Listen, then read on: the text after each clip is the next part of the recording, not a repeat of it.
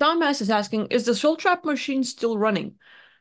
Here's the thing.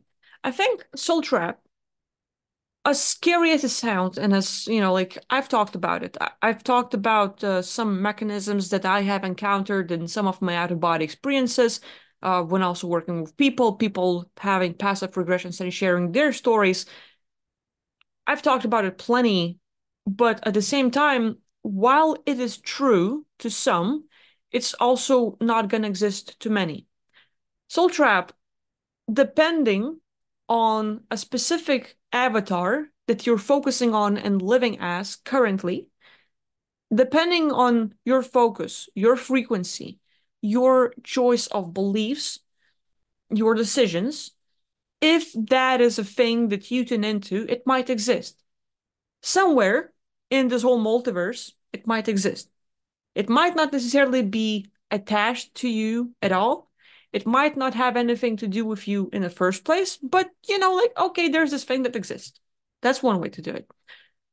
At the same time, for some beings, they have this like for consciousness, it's a perception. It is an aspect of you with knowledge, with perceiving everything the way it is or isn't.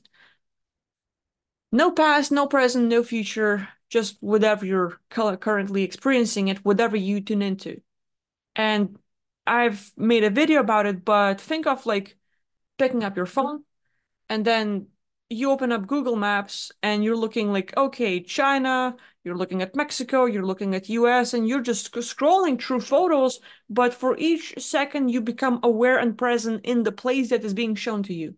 That's what the consciousness is. You don't have to travel, you don't have to fly, you don't have to shift dimensions and all of these fancy words. Your awareness is simply here, and whatever's being presented, you see it. So when we talk about soul traps, you can hear a story about it, you can read about it. Does it become your reality? Not necessarily. You know that this thing, in some reality, in some shape and form, in some frequency, might exist. But at the same time, if you choose that, like, yeah, you have knowledge about it, but that is enough. It does not have to be your reality. It does not have to be your story. Your focus, your frequency is that, like, hey, I'm a consciousness that's infinite, that is free, not affected by it. That thing, yeah, whatever. It might exist, but it will never affect you. What's your take? Like, do you think that the Soul Trap machine is still running? Wow. Well, okay. I love this. Uh, to be clear, there's more than one soul trap. So is the soul trap still running? Not really the right question. The particular soul trap that he's talking about, the one that spins around and catches people, I'm not sure which one he's talking about. So I couldn't say if that one is still running or not.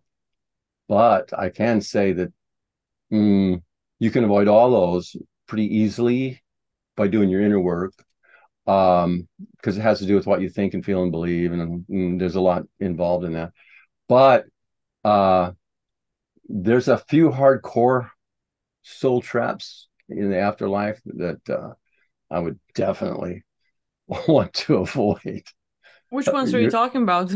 oh well, the one is the mm, the tunnel. Go to the light, uh, and then if you go to the light, this particular light, there's more than one light, you Oh, know, really? and yeah, and you don't have to go to a light just because you see a light. It's like if you're standing on a hill in the middle of the night, you're lost and like, gee, what you just let's say you crash landed in your spaceship and now you're in the dark in a strange land and you're looking around and uh you see a light way down there, just far, far away, and you go, hey, there's a light, let's go.